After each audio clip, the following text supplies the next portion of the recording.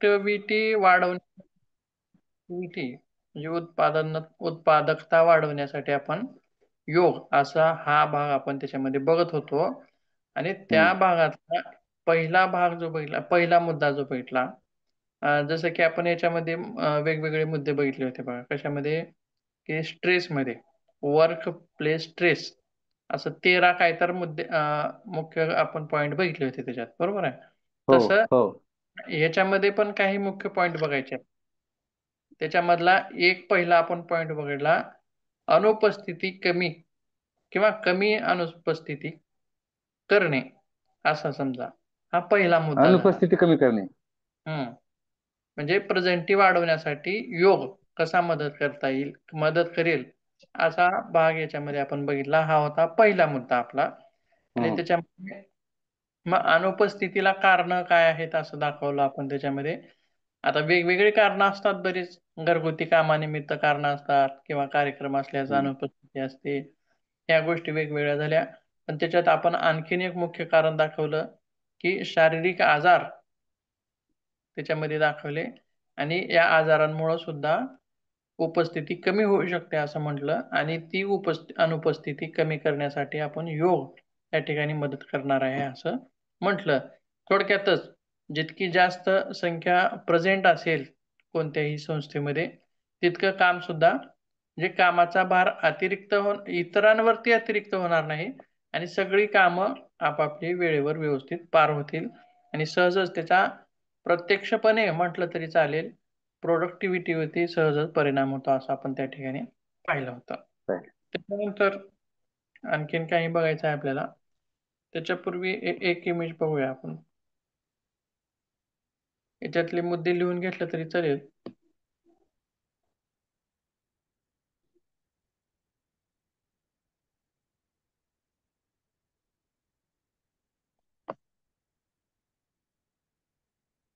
आता बघा,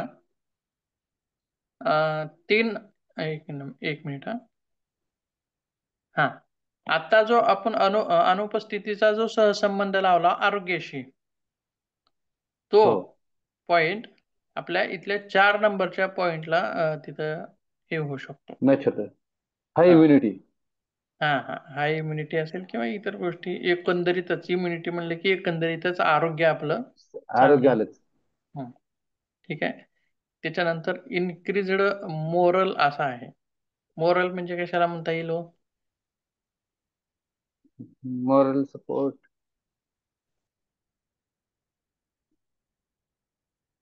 moral values असं कशाला म्हणतात?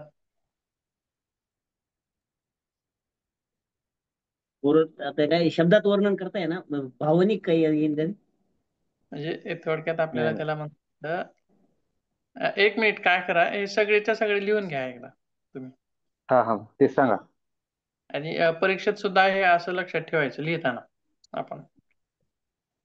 एक मिनिट परत एकदा बघा.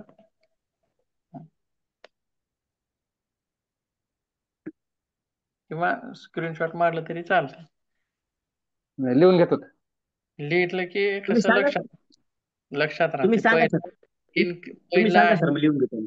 पहिला आहे इन्क्रीज्ड एनर्जी, असं आहे, ऊर्जा. दुसरा आहे low lower your stress levels. दुसरा आहे, तिसरा आहे इन्क्रीज्ड कॉन्फिडन्स, आत्मविश्वास वाढवणे. विश्वास. 4 आहे हाय इम्युनिटी. याचं रूपांतर तुम्हाला मराठीत करता येईल ना? तोच तुम्हाला सगळ्यांनाच लक्षात येतं. एक पॉइंट वाचला की लक्षात येतं, म्हणजे कशाबद्दल म्हणलेलं आहे किंवा कशाबद्दल सांगितलेलं आहे. 5वा आहे इन्क्रीज्ड मोरल, म्हणजे नैतिकता, नैतिक हम्म. मूल्य. नैतिक मूल्य, एखाद्याला त्रास देऊ नये, हे झालं नैतिक मूल्य. नैतिक म्हणजे बरोबर आहे. त्याच्यानंतर 6वा आहे बेटर लाईफस्टाईल. योगामुळं लाईफस्टाईल, लाईफचा दर्जा, जीवनमान सुद्धा उंचावता येतं. जीवनशैली. जीवनशैली. calm approach towards tasks असं म्हणतात. हे अगोदर का बघतोय कारण आता मराठी काही मुद्दे आपल्याला बघायचे आहेत, मराठीतून पुढं पुढं जायचं आपल्याला. मग तिथं पण आपल्याला यांचा सहसंबंध त्या ठिकाणी लावायचा आहे. काम अप्रोच म्हणजे काय, आपल्याला समजा कोणी सरकारी कर्मचारी असेल तरी त्यांच्या लक्षात येईल बघा, किंवा समजा सहजच आरोग्य विभाग म्हणा, किंवा मी पूर्वी काम केले म्हणून सहज म्हणता येईल की एक काम झालं की दुसरं काम तयारच असतं, एक काम झालं की दुसरं तर संपलंय संपलंय न संपलंय म्हणेपर्यंत तर तिसरं तयारच असतं, तिसरं संपलंय न संपलंय म्हणजेपर्यंत चौथं तयारच असतं. म्हणजे आता आपण बघा, एक काम आता समजा पहिलं काम येऊन पडलंय आपल्या पुढं आणि आपण त्याच्यासाठी आटोकाट प्रयत्न केलाय तो पूर्ण करण्यासाठी, आणि भरपूर मेहनत घेतली, भरपूर कष्टाने ते पूर्ण करत आणलोय आपण, आणि आता हा बरं झालं आता संपलं बाबा असं म्हणायलाच भाग नाही. सुटकेचा निश्वास टाकूस तर लगेच दुसरा हजर. हा, म्हणेपर्यंत दुसरं काम येऊन टपकतं, मग परत आपण त्याच्या मागे धावतो ते काम पूर्ण करण्यासाठी. हा मग बरं झालं बाबा आता पहिलं पण संपलं, दुसरं पण संपलं, जरा निवांत आता बसावं असा विचार येताच यायच्या अगोदरच दुसरं तिसरं काम येऊन टपकतं. मग आता हे काय आहे, त्याला काय म्हणायचं, टास्क म्हणायचं. वेगवेगळी वेगवेगळी कामं, वेगवेगळ्या जिम्मेदाऱ्या आपल्या पुढं पडतच जातात, एक एक एक एक पडतात. मग होतं काय, आताच काय म्हणलं मी, एक पूर्ण होतंय न होतंय तोपर्यंतच दुसरं येतंय. म्हणजे काय, मग हे तर होणारच आहे, हे थांबणार आहे का, ही गोष्ट नाही, थांबणार, 58 वर्ष होत तर. हे थांबणार नाही, हे काय होणार आहे, हे होतच राहणार आहे, ही सायकल जी आहे याची सर्कल ते चालूच राहणार आहे. मग त्याच्याकडे बघण्याचा जो दृष्टिकोन आहे त्या कर्मचाऱ्याचा, तो कसा सकारात्मक असायला, दृष्टिकोन. सकारात्मक तर असायलाच पाहिजे, पण स्थिर शांत असा हा. त्याचा दृष्टिकोन असायला पाहिजे, स्थिर शांत, गडबडून न जाता, किंवा हम्म. कामाचा भार आपल्या अंगावर घेऊन असं कसं करू की बाबा असं नाही.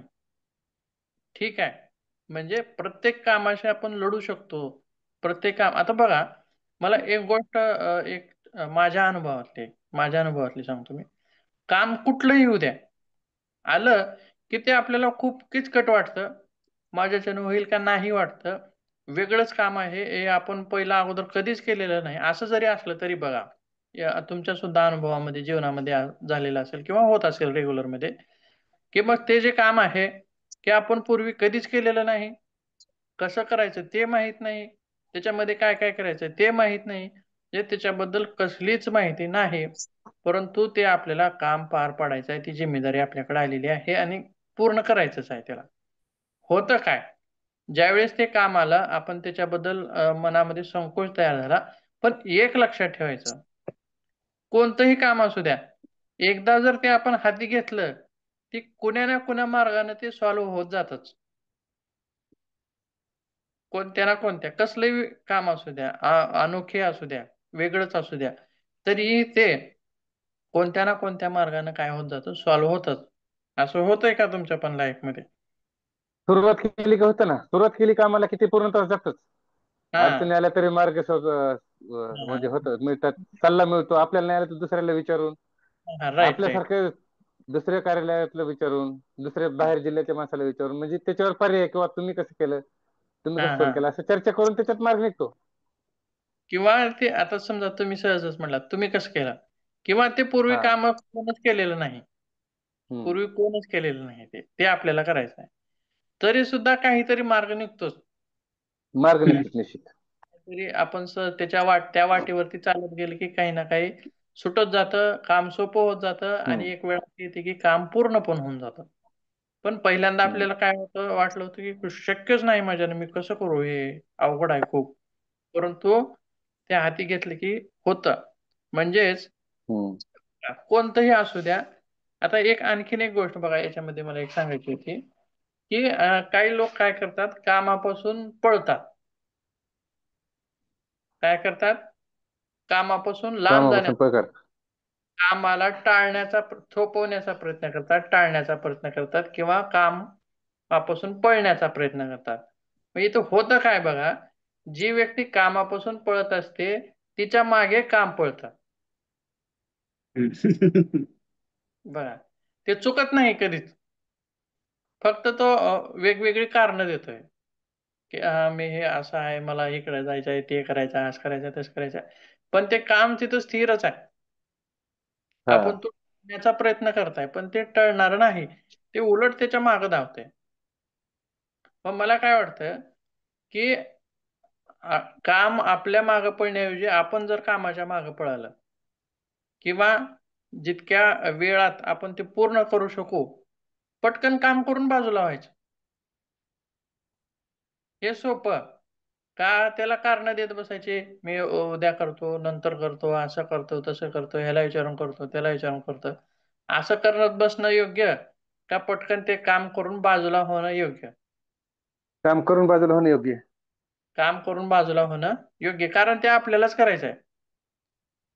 म्हणून त्याच्यापासून लांब पळायचं नाही, आपण त्याच्या पाठीमागे पळायचं, त्याला आपल्या पाठीमागे पळू द्यायचं नाही, पटकन करून बाजूला व्हायचं. उलट त्याच्यामध्ये आपल्याला आपण एका वेगळ्या श्रेणीमध्ये येतो. मग कर्तव्य दक्ष अशा श्रेणीमध्ये येतो.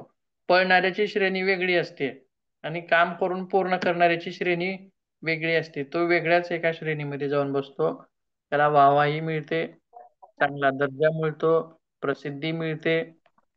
अशा वेगवेगळ्या गोष्टी त्या ठिकाणी आहेत. ठीक आहे, बघा कुठपर्यंत आलोय आपण परत.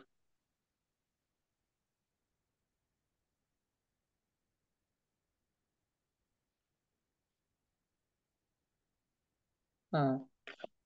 सांगण्याचा उद्देश काय होता की काम अप्रोच म्हणजे पाहण्याचा दृष्टिकोन शांत ठेवा. कितीही काम होऊ द्या, फक्त शांत चित्ताने त्याच्याकडे बघायचं आहे आणि कामाला लागायचं आहे. त्याच्यानंतर 8वा आहे इन्क्रीज्ड फोकस. इन्क्रीज्ड फोकस म्हणजे ध्यान. तेच आता आपल्याला पहिल्यांदा बघायचं आहे. बघा, मराठीमध्ये बघूया परत नंतर. फक्त आता पॉइंट लिहून घ्या, इन्क्रीज्ड फोकस. त्याच्यानंतर 9वा आहे इम्प्रूव्ड टीम बिल्डिंग. ते पण पुढे बघायचं आहे मराठीमध्येच, फक्त आता पॉइंट लिहून घ्या. आता झालेच लिहून आता. याच्यामधल्या बऱ्याच ज्या गोष्टी होत्या त्या आपण ताणतणावामध्ये तिकडे ताणतणावाच्या कारणामध्ये घेतल्या होत्या. जसं की इम्प्रूव्ड काय म्हणले, टीम बिल्डिंग म्हणजे गट. संघटनात्मक वाढ करणे. हम्म, एक मिनिट हा. आता परत इकडे एकदा मराठीकडे येऊ द्या. याच्या अगोदरचा पॉइंट काय होता, इन्क्रीज्ड फोकस, तो बघूया एकदा. त्यालाच आपण मराठीमध्ये काय म्हणले, एकाग्रता, सजगता, कामावर लक्ष केंद्रित करणे. ध्यान आणि फोकस अशी वेगवेगळी नावं दिलेली आहेत. आता एकच लक्षात घ्यायचं बघा, एकाच मिनिटामध्ये याच्या एक उदाहरण देतो मी. आता समजा एखादं काम किंवा समजा सहजच आपण दूध तापवण्यासाठी ठेवले आणि काय झालं, आपल्या हातानं दूध उतू गेलं, तर काय म्हणतात घरातले, लक्ष नव्हतं का, कुठे गेलं? तुझं लक्ष कुठं होतं, तुझं ध्यान कुठं होतं, बरोबर आहे, तुझं चित्त कुठं होतं. म्हणजे कशाशी निगडीत आहेत या गोष्टी, एकाग्रतेशी. एकाग्रतेशी निगडीत आहे. म्हणजेच थोडक्यात याचं लक्ष आपण जे काम करतोय त्या कामावरती नसून कशावरती होतं, दुसरीकडे इतर गेलं होतं, कामा. इतर कामाकडे गेलं होतं. थोडक्यातच आता ध्यान का आवश्यक आहे आणि ध्यान आणि योग याचा कसा संबंध आहे, घनिष्ठ संबंध आहे, बरोबर आहे. ध्यान म्हणजे जीव आहे योगामधला आणि तो आणि आपल्या कर्मचाऱ्यामध्ये मग कसा तो वापरता येईल, तर ध्यान म्हणजे ध्यान लावून बसणं म्हणजेच ध्यान नाही. ठिकाणी ध्यान आपण लावून बसलोय त्यालाच ध्यान म्हणावं असं नाही. तर प्रत्येक गोष्टीमध्ये ती गोष्ट पूर्ण करण्यासाठी ध्यान आवश्यक आहे. मग ते ध्यान कशावरती केलं जातं, आता समजा आपण ध्यानाचे वेगवेगळे प्रकार सांगतो. जसं की दिव्यावरती ध्यान मन एकाग्र करावं, ध्यान करावं. एखाद्या देवाच्या मूर्तीवरती, फोटोवरती, प्रतिमेवरती किंवा एखाद्या बिंदूवरती असे प्रकार ऐकलात का तुम्ही? हो. ऐकलेत, किंवा बरोबर आहे. आपल्या किंवा किंवा आणखीन काय काय मग आता हे प्राथमिक ध्यान झाले वेगवेगळे, स्थूल ध्यान झाले. मग त्याच्यानंतर परत आपण काय म्हणतो, सूक्ष्म. आपण श्वासावरती ध्यान करावं असं सुद्धा म्हणतो. हम्म. म्हणजे हम्म. म्हणजे बघा, एक गोष्ट काय राहते, ध्यान करणारा आणि ज्याचं ध्यान करायचं आहे ती गोष्ट, बरोबर आहे. म्हणजे ध्यान करण्यासाठीची दोन साधनं आवश्यक आहेत. कोणकोणती? हम्म. एक ध्यान ध्येय. करणारा, एक ध्यान करणारा, आणि दुसरी गोष्ट काय आहे, ज्याच्यावर आपल्याला ज्याच्यावर ध्यान ध्यान कर. करायचं ते. दोन गोष्टी आहेत. ध्येय आणि ध्याता. नंतर काय होतं, सूक्ष्म ध्यानामध्ये काय होतं, दोन्ही मधलं एक हे होतं, कमी होतं. ध्येय कमी होतं आणि ध्याता राहतो. हा, एक कमी होतं आणि एक राहतं. म्हणजे ध्यान करत करत करत गेलो आपण, समजा आपण आत्म्याचं ध्यान करतोय किंवा एखाद्या आपल्या समजा ओमचं ध्यान करतोय किंवा आणखीन कुठल्या देवतेचं ध्यान करतोय, आज्ञाचक्रावरती डोळे मिटून आपण ध्यान करतोय, अंतर्गत ध्यान. तर ध्यान करता करता करता करता काय होतं की मन इतकं तल्लीन होतं त्या वस्तूमध्ये, त्या पुढच्या समोरच्या, की ध्यान करणारा स्वतःला विसरून जातो. ध्यान करणारा काय होतो, स्वतःला विसरून जातो. आणि काय उरतं, ज्याचं आपण ध्यान करतोय तेच ध्येय फक्त उरतं उरतं. ते. ध्येय ध्याता नसतो, कमी होतो, मायनस होतो. म्हणजे काय, थोडक्यात तुकाराम महाराजाचा एक अभंग आहे बघा, देव पहावयास गेलो आणि देव देवची होऊन झालो. येतो. देवच होऊन राहिलो. बरोबर आहे, बरोबर आहे, ते सांगितलेलं त्यांचं. कारण ते भक्ती योगातले आहेत, अष्टांग योगातले नाहीत. आता आपण सध्या अभ्यास करतोय तो कोणत्या योगाचा आहे? अष्टांग योगाचा. अष्टांग योगाचा आहे. त्याच्यामध्ये सुद्धा परत प्रकार आहेत.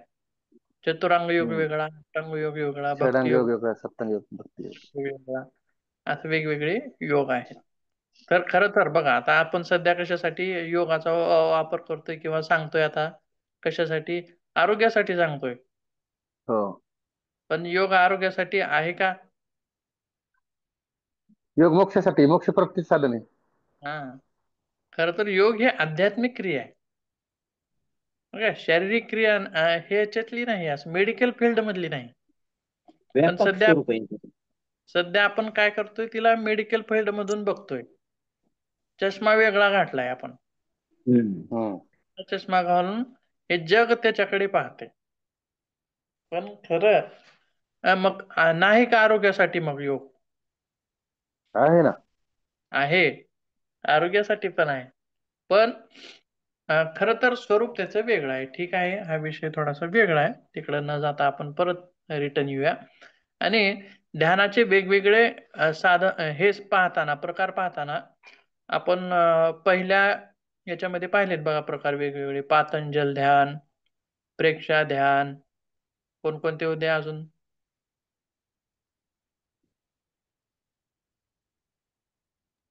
अजून कोणते होते? झेन ध्यान, विपश्यना हम्म. ध्यान, होते का? होते ना, विसरून गेले आता. त्यावेळेस जर ध्यान चांगलं राहिलं असतं तर आता ध्यानात राहिले असते. हा. बरोबर आहे का? बरोबर आहे ना. ठीक आहे, ठीक आहे. बघा, मग त्याच्यातला आणखी एक प्रकार होता, झेन नावाचा. त्याच्यामध्ये काय होतं, ध्यान म्हणजे काय म्हणलं तर आपण जे करतोय त्याच्यावरती ध्यान करणे म्हणजेच ध्यान. किंवा आपण हम्म. केली जाणारी जी कृती आहे, आपण केली जाणारी जी कृती आहे, ही कृती उत्कृष्ट कधी होते? उत्कृष्ट कधी होते? जर आपण पू- त्या गोष्टीमध्ये तल्लीन होऊन ती गोष्ट केलेली असेल, Yes. एकरूप होऊन पूर्णपणे स्वतःला झोकून. त्या गोष्टीशी एकरूप होऊन आपण ती गोष्ट केलेली असेल, किंवा मग याच्यात फक्त कर्मचारीच म्हणजे कुठलेही कर्मचारी येतात.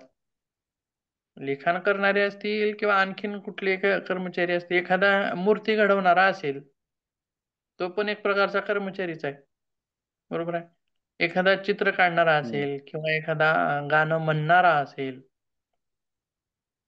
बरोबर आहे. असं वेगवेगळे आपण त्याच्यामध्ये टाकू शकतो. परंतु प्रत्येकाच्या किंवा आपण एक नंबर जो काढतो, एक नंबर कशातही, मग तो कसा निघतो? तर ज्याचं काम उत्कृष्ट असतो तो एक नंबरला येतो. मग उत्कृष्ट काम कधी होईल? जर त्याचं ध्यान उत्कृष्ट असेल त्याच्या कामावरती, पूर्ण फोकस होऊन त्याचं काम त्यानं पार पाडलेलं आहे, त्यावेळी त्याचं काम सहजच उत्कृष्ट होतं. म्हणूनच ध्यानाचा आणि कामाचा काय संबंध आहे हे सांगण्यासाठी आपल्याला इतकं एवढं बोलावं लागलेलं आहे.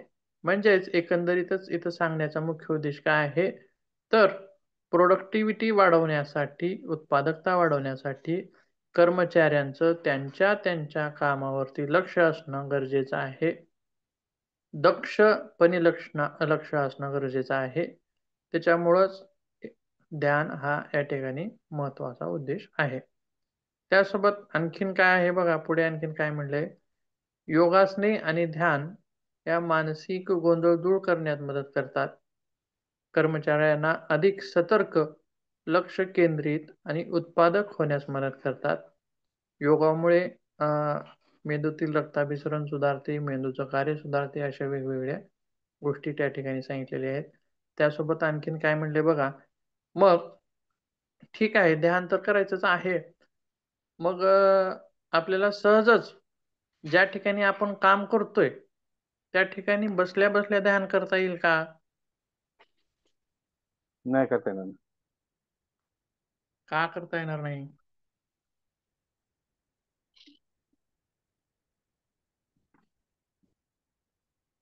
काम सोडून ध्यान कसं करू देतील? पण कामावर एकाग्र करता येईल. हा, पण काम सोडून करता येणार नाही. कामावर एकाग्र चित्त करता येईल. हा, आणखीन काही कोणी सांगू शकेल? मी पण सांगणार आहे. सोसल लाईट गेली का साहेबच तुमची? नाही नाही म्हणले पुन्हा त्यांनीच पुन्हा उत्तर दिलं. त्यात दोन्ही योजनाताई पाटीलला खूप हसू वाटतं. बरोबर आहे. लाईट गेली सर तुमची? लाईट गेली इकडची, आमच्याकडची. बघा छान आहे का चित्र? बघा बघा, आता ध्यानाचं जे स्वरूप आहे ते आपण फक्त 1 मिनिटासाठी किंवा 2 मिनिटासाठी शांत बसायचं आहे. थोडं बराच स्ट्रेस आपल्या डोक्याभोवती आलेला आहे, गुंडाळलेला आहे. फक्त काम करता करता आपल्याला थोडासा वेळ मिळतो कुठे ना कुठेतरी. मग तो वेळ मिळालेला जो आहे त्याच्यामध्ये आपण काय करतो? रील्स बघतो, बरोबर आहे, किंवा मोबाईल बघतो, अशा वेगवेगळ्या गोष्टी त्याच्यामध्ये करतो. ठीक आहे, परंतु तिथं काय करायचंय, फक्त काही सेकंद किंवा मिनिटाचं. काही एखादा मिनिट, एखादा सुद्धा फक्त निवांत शांत बसायचं आहे, काहीच करायचं नाही. ध्यान कुठं करायचं आहे? कशावरच करायचं नाही, फक्त रिलॅक्स, एकदम शांत, आणि मग परत आणखीन कामाला लागायचं आहे. आलं लक्षात? परत 2-3 तास आलं तुम्ही लक्षात. काम केलंय आणि परत रिलॅक्स करायचा. म्हणजे थोडक्यात कशाशी सहसंबंध याला लावता येईल? समजा एखादी गाडी आहे. पहिलं गाडीमध्ये काय असायचं हो, आपण पाणी भरायचे बघा लोक पहिलं त्या हो, ह्याच्यात, इंजिन मध्ये, बॅरल मध्ये. ह्याच्यामध्ये, बरोबर आहे. ती रेडिएटर कशासाठी असायचं ते? गाडी गरम होणे तो आपण गाडी गरम होऊ नये. किंवा बघा समजा गाडीवरती सुद्धा लिहिलेलं असतं की एवढे एवढे किलोमीटर झाले की थोडंसं थांबावं. बरोबर आहे.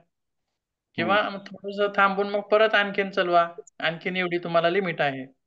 परंतु आणखीन एवढी लिमिट पार केली की आणखीन थोडस थांबावं थांबा. असं म्हटलेलं आहे. किंवा सहजच बघा, आपण ज्यावेळेस टू व्हीलर वगैरे चालवतो, आपल्याला काय करायचं, एक 100 किलोमीटर अंतर कापायचं. 100 किलोमीटर अंतर कापायचं. मग एकदाच 100 किलोमीटर न कापता की आपण एका 50 किलोमीटरला एक ब्रेक दिला, किंवा एक 30 किलोमीटरला ब्रेक दिला, आपण 30-30 किलोमीटरला ब्रेक दिला, तर सहजच हे आपण प्रवास करतानाचा कुणाचा तुमचा सुद्धा एखादा असा अनुभव असेल बघा, की ज्यावेळेस आपण कंटिन्यू गाडी चालवतोय आणि 30 मिनिटामध्ये आपण थोडस 1 मिनिट थांबलोय, खाली उतरलं, थोडस पाणी वगैरे पिलं, असं थांबलो, थोडस 1 मिनिट थांबलोय आणि परत आपण ड्रायव्हिंग करतोय, तर त्याच्यामध्ये काय होतं बघा, की 1 मिनिटामध्ये जे थांबलोय त्याच्या अगोदर जे आपली ही होती, मानसिकता होती, किंवा आपण जे गाडी चालवत होतो त्याच्यापेक्षा थोडं इम्प्रूव्हमेंट 1 मिनिटाच्या नंतर दिसून येतं, आणखीन दिसून येतं. म्हणजे थोडासा उत्साह वेगळा दिसून येतो. असं कधी वाटलंय का तुम्हाला, कधी अनुभव आलाय का असा? होतंय ना. बरोबर आहे. म्हणजे बघा काय, ज्यावेळी आपण कामामध्ये व्यस्त असतो त्यावेळी, आता हे झालं गाडी कशाच्या माध्यमाने चालवतोय, जास्तीत जास्त वापर आपण कशाचा करतोय, फिजिकली, म्हणजे शरीराचा वापर जास्त करतोय. बरोबर आहे. शरीर एक 30 किलोमीटर नंतर आपलं थकलंय, त्याच्यामुळं 1 मिनिट थोडीशी विश्रांती घेतली आणि परत आपण गाडी चालवायला सुरुवात केली. तसंच आता वर्क जे असतं ते कसं करतो आपण, डोक्याने जास्त करतो. डोक्याने जास्त करतो. मग ते जास्त करत करत गेले की काय होतं, डोकं सुद्धा थकतं, मन हम्म. थकतं. मग त्याला थोडासा 1-2 मिनिटाचा ब्रेक द्यायचा, 1-2 मिनिटाचा ब्रेक द्यायचा आणि परत कामाला लागायचं. असं केल्यास काही फरक होईल का? होतो ना. इम्प्रूव्हमेंट वाटेल का त्याच्यामध्ये? वाटते निश्चितच.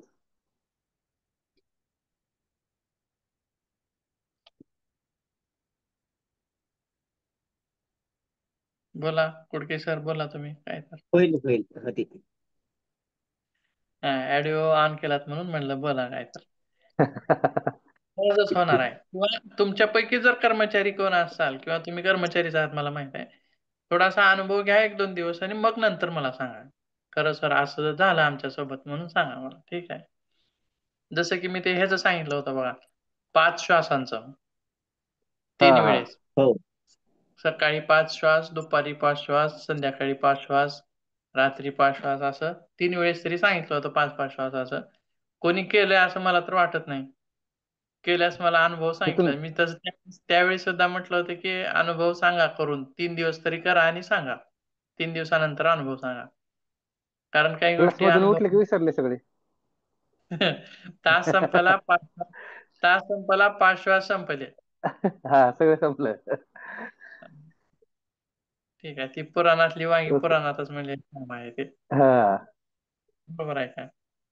म्हणजे कशी होती कथा, ती गोष्ट कशी आहे माहित आहे का तुम्हाला? नाही. नसेल तर सांगतो 1 मिनिटामध्ये, जास्त नाही. सांगा सांगा सांगा. एक एक कीर्तनकार होता. गोष्ट ऐकायची. हम्म. कीर्तन करत होता आणि त्याच्याच गावात कीर्तन करत होता तो. हा आणि त्याचं घर त्याच्या गावात म्हणल्यावर त्याच्या घर जे होतं, माईक असल्यामुळं काय कीर्तन केलेलं सगळं ते ऐकू जायचं, घरापर्यंत ऐकू जायचं. मग कीर्तनकारांनी कीर्तन केलं. आता काय काय कर्मकांडाचा काही भाग असतो बघा, की ह्या दिवशी हा हे खाऊ नये, त्या दिवशी ते खाऊ नये, काय ते असतं, काय काय कोहळा खाऊ नये, हे खाऊ नये, वांगे खाऊ नये. सहजच हा. आपण पण असं पाळतो. तसंच ते तसं सांगत होते कीर्तनकार, की वांगे असं असं या दिवशी खायचे नाहीत. आणि तोच दिवस त्याच दिवशी असतो. तोच दिवस त्याच दिवशी असतो. मग हे कुठं ऐकू जात होतं? घरी ऐकू जात घरी. होतं. मग घरी बायकोनं ऐकली, की आज कीर्तनामध्ये सांगितले वांगे आज खायचे नाही. आणि महाराजांना तर वांग्याची भाजी आवडायची खूप. पण झालं काय? बायकोनं ऐकलेलं होतं, त्यामुळं काय केलं, त्यानं आज वांग्याची करायची नाही भाजी म्हणून दुसरीच भाजी केली कुठली तरी. मग झालं, कीर्तन संपलं, महाराज घरी आले. घरी आल्यानंतर म्हणलं वाढ जेवायला, म्हणल्यास वाढलं सगळं काहीतरी. मग महाराजांनी म्हणलं कशाची भाजी आहे? बायकोनं म्हणली असं अशी बघा, ही वांग्याची नाही, म्हणजे थोडक्यात दुसरी आहे असं समजा. हा ती हा वाढली. मग महाराजांनी म्हणलं, अरे का सकाळी तर वांगे आणले ताजे ताजे, कस काय भाजी केली नाही वांग्याची? छान, मला आवडते भाजी. मग त्याने म्हणले की बायकोनं म्हणली, आजच कीर्तनात सांगितलं की तुम्ही वांग्याची भाजी आज खावनी म्हणून. मग काय म्हणतात महाराज, की ते सांगायचं असतं फक्त, म्हणजे पुराणात येऊन पुराण पुराणातल्या गोष्टी पुराणात. आहे, म्हणजे इकडं चालतं काय पण असं आपलं होऊ नये. झालं. योगाच्या बाबतीत पण असं होऊ नये. योग बर. अभ्यासी आहोत, योगाभ्यासी आहोत, तर थोडाफार तरी योगाभ्यास आपल्या रोजच्या दैनंदिन जीवनामध्ये व्हावा. हा एक हवा हे बरोबर. ठेवायचा, हा एक टास्क, हा सुद्धा एक टास्क आहे बरं का. हम्म. खरे. त्याच्यातलं तुम्ही काहीही करा, एक आसन करा, एकच करा, रोज करा, एकच आसन करा. मग तसा नियम ठेवा. किंवा तुम्ही रोज ध्यान करताय, थोडस थोडस ध्यान करा. रोज एक 5 श्वास घेताय, थोडस 5 श्वास घ्या. असं एक कुठला तरी एक योगाच्या साधनेतला एक ठेवायचा, नियमित केला पाहिजे, अशा स्वरूपाचा सांगण्यामागचा हा उद्देश होता. योग हा थिअरॉटिकली नाही. अँगर काय म्हणायचे प्रॅक्टिकली. बघा, बी केस अँगर, त्यांना कोणीतरी प्रश्न विचारला तर त्यावेळेस त्यांनी काय म्हणले होते की योग हा थेरॉटिकल नाही, योग हा 1% थेअरी आहे म्हणतात. 1% थेअरी आहे, 99% ही प्रॅक्टिस आहे म्हणतात. म्हणजे त्यांच्या त्या एका वाक्यावरून आपल्याला लक्षात येतं की फिजिकली किती करणं ते गरजेचं आहे आणि थेरॉटिकली किती कमी आहे. असं योगाचं भरपूर ज्ञान आहे, परंतु आपण ते करत नाही, असं ती गोष्ट तशी गोष्ट असं होऊ नये. ठीक आहे, पुढे बघूया.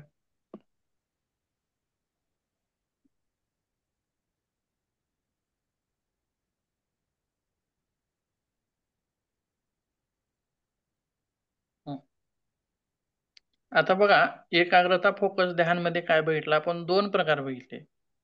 एक प्रकार केल्या जाणाऱ्या कामावरती ध्यान करणं किंवा फोकस करणं, हे सुद्धा कधी शक्य होतं जर आपण दैनंदिन योगाभ्यास करत असू किंवा नित्यनेमाचा सकाळचा योगाभ्यास करू, त्यावेळी सुद्धा ते शक्य होतं.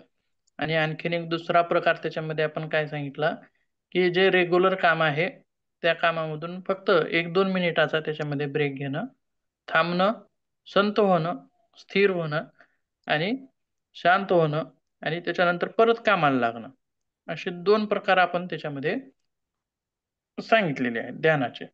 त्याच्यानंतर आसन अभ्यास सुद्धा आपल्याला वेगवेगळा त्याच्यामध्ये करता येतो. वेगवेगळी आसनं, सर्वांगासन, शीर्षासन अशी, किंवा आपलं कोणतं वृक्षासन, जे शरीरासोबत मनाला सुद्धा संतुलन करणारी आहेत. असं आपण वेगवेगळा योगाभ्यास त्याच्यामध्ये सांगू शकतो. ठीक आहे. त्याच्यानंतर थोडंसं पुढे जाऊया. काय म्हणले बघा, कमी चिडचिड किंवा कमी आक्रमकता हे अशी दिसून येते का कर्मचाऱ्यामध्ये, किंवा कर्मचारी असे दिसतात का चिडचिडे, आक्रमक, कमी दिसतात का जास्त दिसतात? सांगा बरं, तुम्ही पाहिलेले का असे, किंवा कुठले जास्त चिडचिडे दिसतात? असतात. सरकारी दिसतात का प्रायव्हेट मधले दिसतात? आता तसं तुलनात्मक नाही सांगता येणार, पण असतात काय स्वभावात्मक बऱ्यापैकी अवलंबून चिडचिड करणारे. ज्याच्या त्या स्वभावावर अवलंबून आहे ते. स्वभावावर नाही. स्वभाव आणि का? परिस्थिती सर. हा, परिस्थिती त्यांना तशी बनवते. परिस्थितीमुळं आता मी एक काही ठिकाणी जात होतो, किंवा बघा सहजच सरकारी दवाखान्यात वगैरे फार्मासिस्ट वगैरे बघितलात का तुम्ही? फार्मासिस्ट, हो हो. फार्मासी म्हणजे ते गोळ्या वगैरे देणारे असतात बघा. कडक असत. ते कसे असतात, रोग कसा असतो? यमार लोक ना. नाही एम-आर नाही नाही. एमआर नाही, एमआर नाही, एमआर येणार नाही. नाही. दवाखान्यात गोळ्या फार्मासी सरकारी देणारे. दवाखान्यात वगैरे गोळ्या वाटणारे ते थोडक्यात काउंटरवर काम करणारे, जास्त जनसंपर्क असणारे, लय जास्त चिडचिड करतात. काउंटरवर नाही, काउंटरवर नाव लिहून घेतात, चिठ्ठी देतात. नाही फार्मासिस्ट वेगळे, फार्मासिस्ट फक्त गोळ्या द्यायचं काम नाही करतात. नाही नाही, म्हणजे गोळ्या. मी कॉमन सांगितलं की जे लोक हम्म. काउंटरवर काम करतात, म्हणजे दवाखान्यात नाही, बँकेच्या काउंटरवर असतील किंवा हा अजून बँकेत. दवाखान्यात जिथं जास्त जनसंपर्क आहे, लोकांचा जास्त संपर्क आहे, ते लोक जास्त चिडचिड करतात. हा हा हा हा राईट. सांगण्यामागचा उद्देश हा होता. हम्म. मग बघा, खिडकीत सहजच हा खिडकीत बसून काम करणारे, खिडकीत डायरेक्ट हा खिडकीतले फेस कर्मचारी. डायरेक्ट फेस टू फेस हा कर्मचाऱ्यांचा, ग्राहकांचा फेस टू फेस संपर्क येणारे जास्तीत जास्त अशी लोक, हम्म. किंवा सहजच त्या बँकेत पण बघा कसा असतो, म्हणजे कसा असतो कर्मचाऱ्यांचा स्वभाव कसा असतो.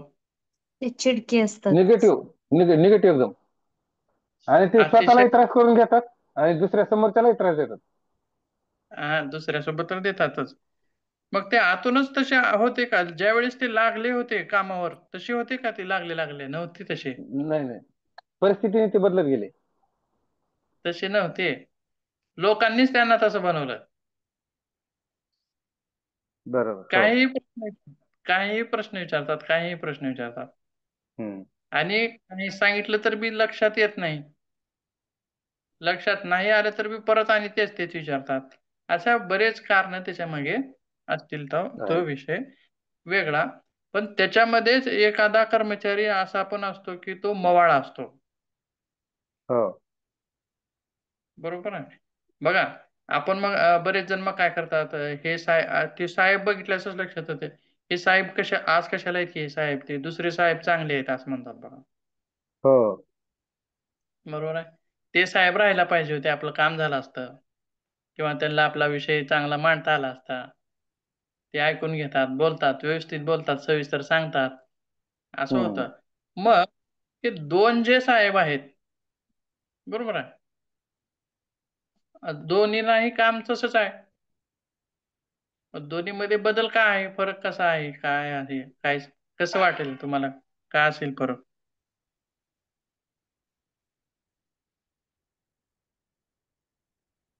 शांतपणे ऐकून घेणार असतात काही, शांतपणे ऐकून घेणार आणि शांतपणे समजून सांगतात. तर काही काही ऐकून न घेतात, लवकर उत्तर देतात. हम्म. त्यामुळे त्याचा त्रास दोघांनाही होतो. हम्म. आता याच्यात काय होतं म्हणजे बघा. परिस्थिती हाताळणं येणं पण महत्वाचं आहे. हा कोणत्या एक आपण परिस्थितीत कसं वागायचं.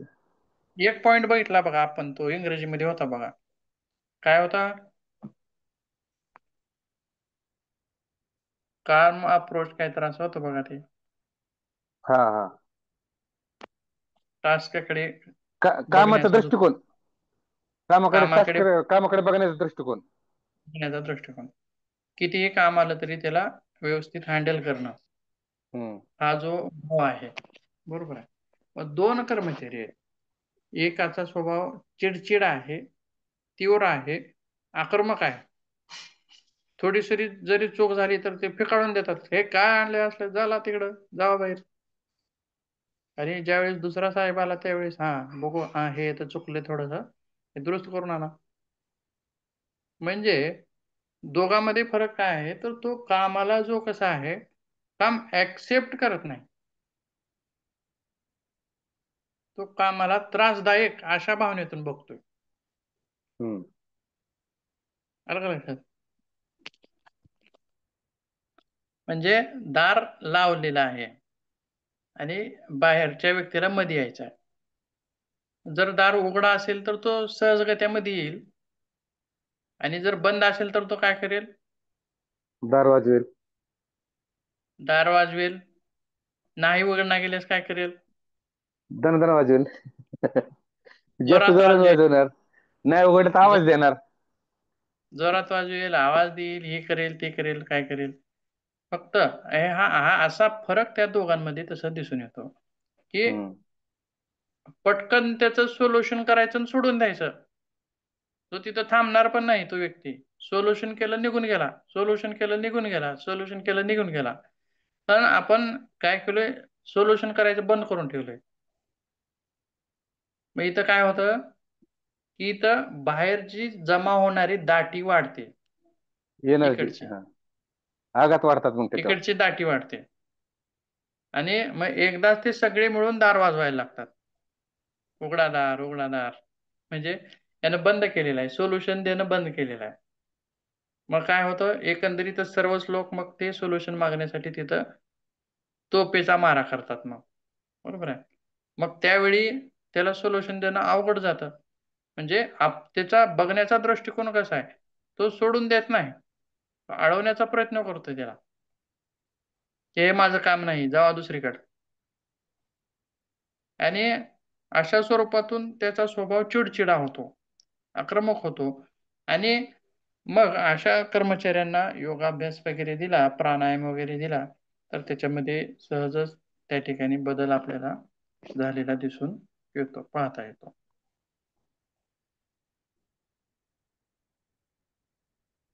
ठीक आहे, पुढे बघूया थोडं.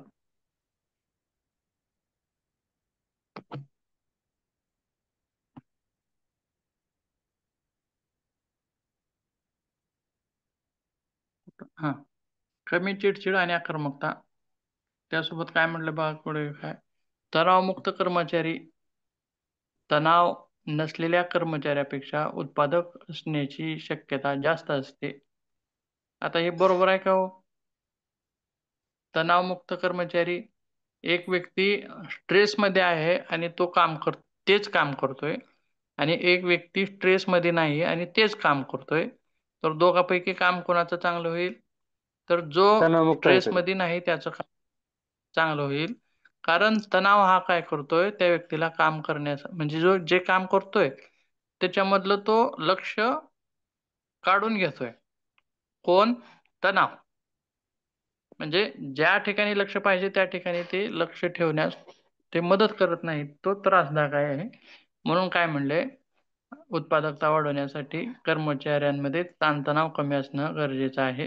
तसेच असे कर्मचारी जे कर्मचारी ज्या कर्मचारी म्हणजे तणावाखाली नाहीत, ते काय करतील, सामंजस्यानं काम करतील, समजून घेऊन काम करतील, आलेल्या टास्कला ते स्वीकारतील आणि ते पूर्ण करत राहतील.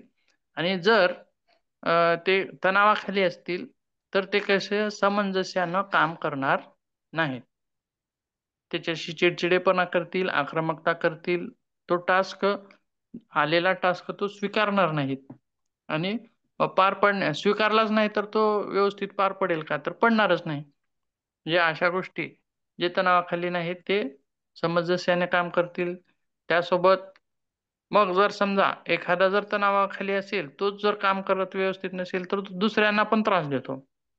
आता एक कोणी म्हणलं बघा, आता ठोंबरे सरांनी म्हणले काय, की ठोसर सरांनी म्हणले वाटतं, आपण पण त्रास करून घ्यायचा आणि दुसऱ्याला पण त्रास द्यायचा, असं.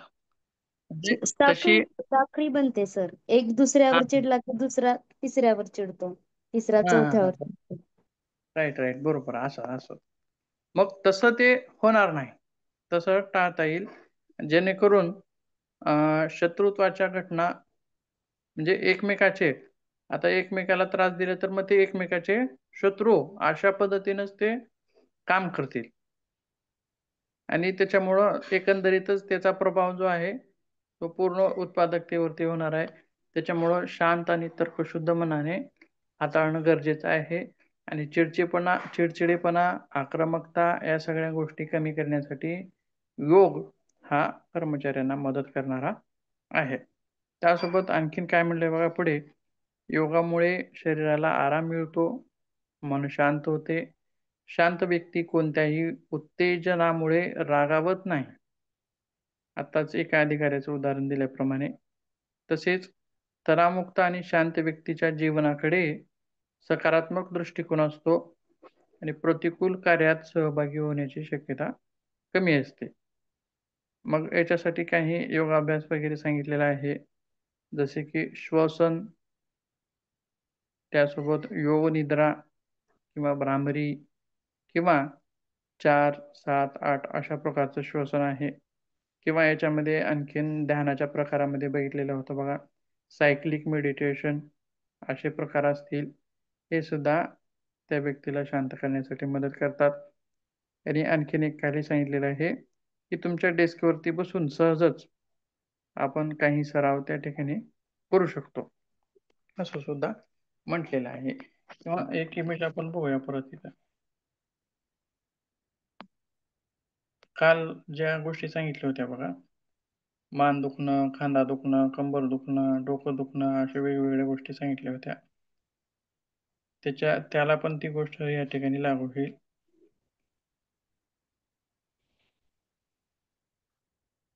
डेस्क योगा, बसल्या ठिकाणी बघा, असं काही करता येईल का हो?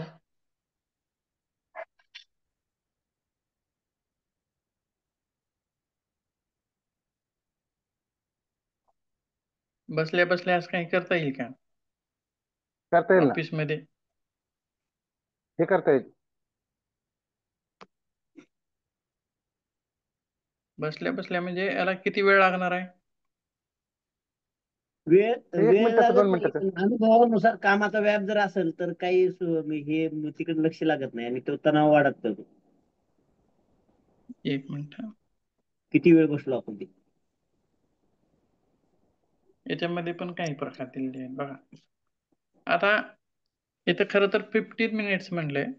ते 15 मिनिट्स आपण थोडस बाजूला ठेवायचं आणि सहजच बसल्या बसल्या, आता हे सुरुवातीचे 2 प्रकार सोडा, नंतरचा तिसरा जो प्रकार आहे तो सहजगत्या करता येऊ शकणार आहे. किंवा तिसरा, चौथा, पाचवा, हा वेगवेगळे प्रकार आहेत, पण त्याच्या आरोग्यानुसार,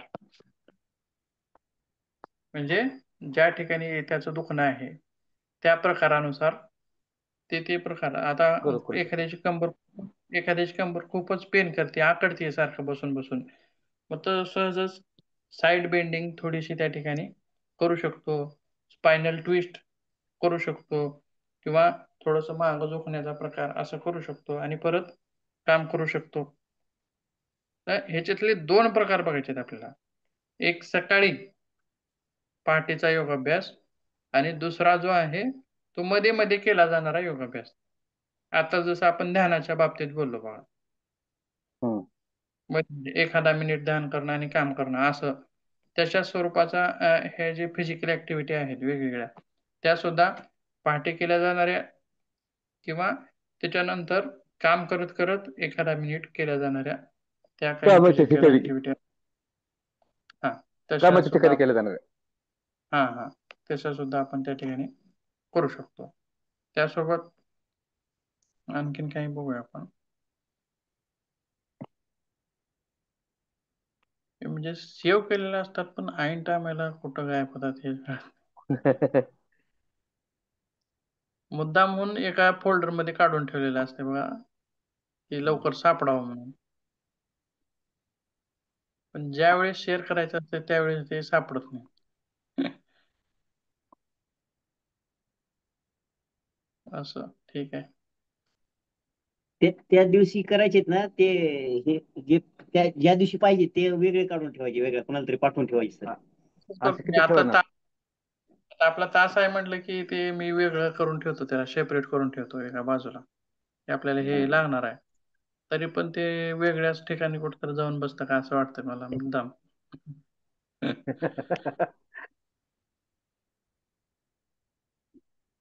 ठीक आहे, बघूया आपण उद्या बघूया. आज काही सापडत नाही, 2 इमेज दाखवायच्या होत्या मला. बरं, ठीक उद्या आठवण फक्त, सर तुम्ही काल दाखवणार होतो म्हणा, ते आपण आहे. बघूया ओके परत. ओके. इमेज मधून बघितलं की लवकर लक्षात येतं. ठीक आहे, थोडेसे 1-2 पॉईंट बघूया आणि थांबूया. आता बघा, सुधारित संघ बांधणी आणि कनेक्शन असं या ठिकाणी याचं नाव दिलेलं आहे. मराठी पण लिहून घ्या, इंग्रजी आपण पूर्वीच लिहून घेतलेलं आहे. याच्याशी संबंधित कोणता होता हो पॉईंट? इंग्रजी लिहून घेतले बघा, सांगा तुम्ही आता बघून एकदा.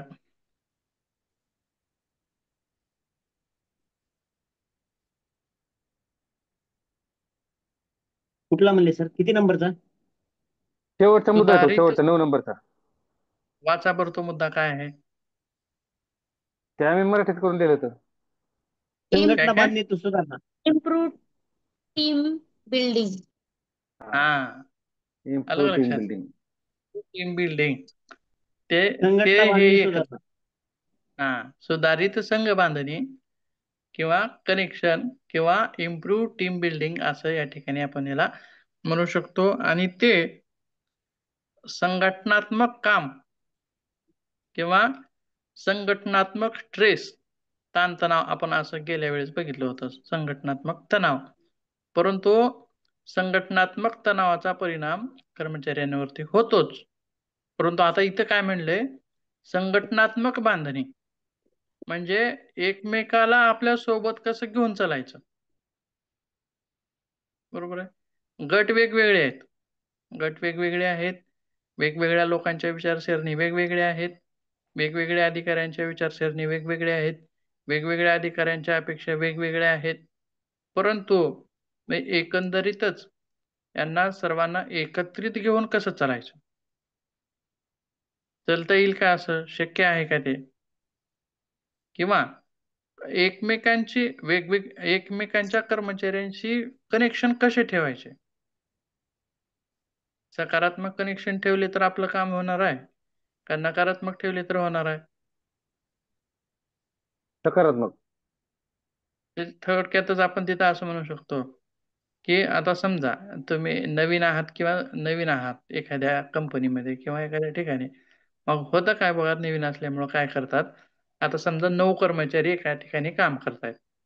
काय होतं की आता समजा तुम्ही वेगळ्याच सध्या आता एका कर्मचाऱ्यापाशी बसलाय. मग तो काय करतो, याच्या घरानं त्याच्या घरानं सांगतो तुम्हाला. बरोबर आहे. मग तो गेला, दुसरा, दुसरा, तिसरा, चौथा, अशा तुमच्या सहजच भेटी होत आहेत. रोजच आपल्या भेटी होत आहेत. आणि त्याच्यामध्ये प्रत्येक कर्मचारी कोणाबद्दल तरी काहीतरी बोलतोय, काहीतरी होतंय. मग त्या ठिकाणी आणखीन एक चूक आपल्याकडून अशी व्हायला नको, की आपण प्रत्येकाचं ऐकलंय, परंतु त्याला वाटा फोडून द्यायच्या नाही. म्हणजे कसं, आता ह्यानं जिथे ऐकलं तिथे ज्याच्याबद्दल सोडून बोलले, द्यायचे. हा, ह्यानं ज्याच्याबद्दल बोलले त्याला सांगायचं का सांगायचं नाही? तर नाही नाही, सांगायचं नाही. सांगायच नाही. फक्त ऐकत राहायचं. हम्म. फक्त कानाची नळं उघडी ठेवायची. इनकमिंग चालू ठेवायचं, आउटगोईंग काय करायचं, बंद करायचं. बंद. फक्त ऐक. मग ह्याच्यातून काय होतं, संघ बांधणी निर्माण होते. म्हणजे तुम्ही आता बरेच जणांना वाटतं मग हा हा जो व्यक्ती आहे तो ह्या सर इथं पण बसतोय, यांच्यापाशी पण बसतोय. ते गट त्यांचे वेगळे अगोदरच पडलेले असतात. पण काय होतंय, विरुद्ध गटात पण बसतोय, इकडच्या पण गटात बसतोय, याच्यापाशी बसतोय, त्याच्यापाशी बसतोय. सगळ्यांचे संबंध चांगले आहेत, सारखे आहेत, छान आहेत. याच्यातून काय होतं की कामास मदत होते का आपल्या?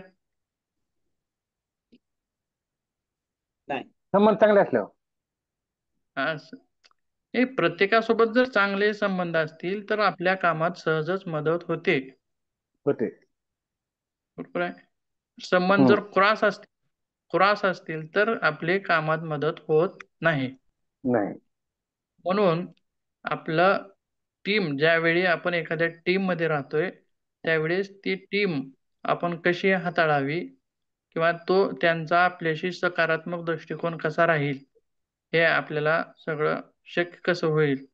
किंवा सहजच बघा काय म्हणलंय, योग आणि ध्यान पद्धती सत्र टीम कनेक्शन सुधारण्यास मदत करू शकतात किंवा विश्वास निर्माण करू शकतात आणि निरोगी कार्य वातावरणास प्रोत्साहन देऊ शकतात. म्हणजे कसं, जर समजा एखाद्या ठिकाणी योग वर्ग आहे आणि तुम्ही रोज नित्यनेमानं त्या योग वर्गासाठी जाताय, त्या ठिकाणी एक 10-15 लोक रोज येत आहेत योगासाठी. मग रोज एकत्रित येत आहे, योगाभ्यास करताय, घरी जाताय. परंतु ती जी 10-15 जणांची जी टीम असते एक निर्माण झालेली, ती कशी टीम होते व निर्माण? चांगले होते ना. चांगली होते. म्हणजे कनेक्शन कसे होतात? संबंध एकमेकांसमोर चांगले होतात राहतात. सर्वांचे. संबंध चांगले सहकार्याची भावना निर्माण होते, एकमेकांना मदत करतात. निर्माण होते. अशा वेगवेगळ्या गोष्टी. आता बघा, हे असं कुठल्या ग्रंथात लिहिलेलं आहे का? नाही नाही. नाही. काही गोष्टी, काही लाभ जे असतात ते प्रत्यक्ष असतात, काही लाभ जे असतात ते अप्रत्यक्ष असतात किंवा सहजच. योग शिक्षक म्हटलं, आता आपण म्हणतो योग शिक्षक आहे मी किंवा योग साधक आहे मी, तर मग त्याच्याकडे बघण्याचा दृष्टिकोन कसा असतो समाजाचा? चांगला असतो, पॉझिटिव्ह. म्हणजे कसा, तो निर्व्यसनी आहे, तो सुपारी खाणारा नाही किंवा काही खाणारा नाही किंवा पिणारा नाही, असं उपद्व्यापी नाही, एक वेग उपद्व्यापी नाही. हा, म्हणजे कुरघोड्या करणारा नाही, कोणाची किंवा लावालावी सहकार्य करत मिळेल नाही. अशी अपेक्षा असते. हा, असं वेगळाच त्याच्याविषयीचा दृष्टिकोन समाजामध्ये रूढ असतो. बरोबर आहे. मग तसंच हा एक काय आहे, प्रत्यक्ष लाभ आहे का अप्रत्यक्ष लाभ आहे योगाचा? हा, अप्रत्यक्ष. अप्रत्यक्ष लाभ आहे. असं कोण्या ग्रंथात लिहिलं नाही की बाबा योग करणारा असा असा असा हे त्याला लाभ होतो, तो तसं नाही. परंतु काही अप्रत्यक्ष सुद्धा फायदे असतात. जसं की योग वर्गामध्ये गेल्यानंतर सुद्धा एक प्रकारची वेगळीच टीम बॉन्डिंग होते. तसंच ज्यावेळी कर्मचाऱ्यांना एकत्रित बसवून योग दिला जाईल, हे कधी हम्म. शक्य होऊ शकतं. आता आपण सुरुवातीला एक उदाहरण दिलं होतं बघा, की वेगवेगळ्या कॉर्पोरेट कंपन्यामध्ये 500 कंपन्यापैकी 300 कंपन्यामध्ये योग सत्र दिलं. अर्धा तासाचं योग सत्र दिलं आणि त्याच्यामध्ये काय काय फायदे झाले, कोणाच्या किती रोगामध्ये, कोणकोणत्या रोगामध्ये काय लाभ झाला, असं आपण पहिल्यांदा पाहिलं बघा. मग त्या ठिकाणी आता समजा, आता कर्मचारी हा व्यस्त आहे, तो काम करण्यामध्ये व्यस्त आहे, त्याला वेळ नाही असलं योग वगैरे करण्यासाठी, काही वेळ नाही त्याला. पण किंवा शैक्षणिक क्षेत्र, तर शैक्षणिक क्षेत्रामध्ये सुद्धा योगाला घुसवलेला आहे बघा. आता किंवा इंजिनियर्स असतील, डॉक्टर्स असतील, त्यांच्याकडे वेळच नाही. योग म्हणजे योगाकडे कसं फावल्या गोष्टीने बघितलं जातं, त्याच्याकडे काय जे म्हातारे वयस्कर लोक करण्यासाठी आहे असं सुद्धा काही जणांचा विचार असतो. पण आता योग अभ्यासक्रमामध्ये म्हणजे पॉलिटेक्निक असेल, इंजिनिअरिंग असेल, डॉक्टरकी असेल, मेडिकल फील्ड असेल, सगळ्या ह्याच्यामध्ये योग हा विषय घातलेला आहे आताच्या सध्याच्या स्थितीमध्ये. का घातलेला असेल तो?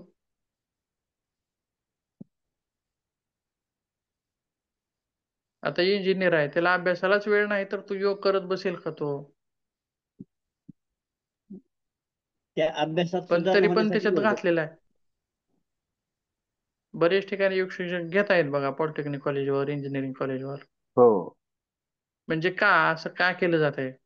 बदलत्या जीवनशैलीमुळे तणाव वाढत आहे प्रत्येकाचा, आणि तणावमुक्त हा, वातावरण करण्यासाठी बहुतेक योगाची आवश्यकता आहे. तिथं पण आवश्यकता आहे. इंजिनिअरिंगसाठी पण आवश्यक आहे, डॉक्टरसाठी पण आवश्यक आहे. म्हणजे सुदृढ निरोगी रात्र मनुष्यबळ तयार करण्यासाठी. हा, म्हणून मग हा जो योग सत्र घेतलं जातं मग तिथं. आता चालू आहे ते योग सत्र पॉलिटेक्निक कॉलेजवर पण चालू आहे. म्हणजे एकत्रित सर्वांना बसवलं जातं, एकत्रित घेतलं जातं. कितीही व्यस्त लोकांकडून घेतलं जातं. हम्म. मग तसंच कर्मचारी सुद्धा व्यस्तच आहेत. आता बघा, कधी असं मला तर वाटलं नव्हतं की इंजिनिअरिंग कॉलेजला योग विषय येईल आणि त्यांच्याकडून योग करून घेतला जाईल. तर मला तर कधी वाटत नव्हतं, कारण ते खूप व्यस्त जीवन आहे त्यांचं. एक क्षण किंवा एक मिनिट सुद्धा कमी आहे, त्यांच्यासाठी कमी पडतो. बरोबर आहे का? हम्म. पण त्यांचा अर्धा तास काढून घेतलाय तिथं, घेतला जातो, वेळ दिला जातो. तसं भविष्यात मला कधी वाटत नव्हतं की कर्मचाऱ्यांसाठी किंवा वेगवेगळ्या मोठ्या मोठ्या कंपन्यामध्ये त्यांच्याकडून योग करून घेतला जाईल, असं वाटत नव्हतं. परंतु आता करून घेतलं जातंय. म्हणजेच त्याच्यातून काही ना फायदा होणार आहे. ज्यावेळी असे योग सत्र होतील, त्याचा अप्रत्यक्ष अशा स्वरूपातला एक फायदा आहे, तो म्हणजे कनेक्शन, टीम, संघ बांधणी, कनेक्शन. सहसंबंध. सहसंबंध त्याच्यातून सुधारतात आणि एकमेकाविषयी प्रेमाची भावना वाढीस लागते आणि सहजच एकमेकांना ते मदत सुद्धा करू शकतात.